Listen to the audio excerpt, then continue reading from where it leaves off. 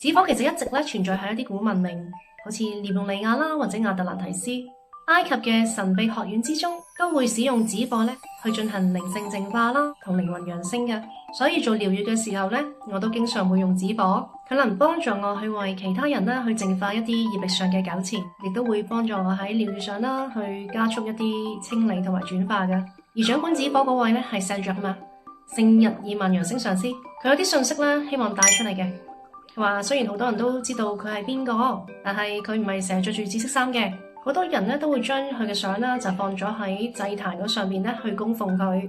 但其實佢希望人可以明白得到啦，每個人都係源頭延伸出嚟嘅一部分，千祈唔好將自己當成弱小嘅人類。佢話喺靈魂層面之上每一個靈魂都係平等嘅。每個人呼喚紙火或者呼喚佢嘅時候都係同佢屬於佢。都係同佢同一個團隊。佢教大家實際使用紙火嘅方式就係閉上嘅眼睛啦，觀想腦海出現紫色嘅火焰啦。如果你想清理你嘅氣場就觀想你自己被紙火包圍住，就好似喺一個雞蛋裏面咁樣。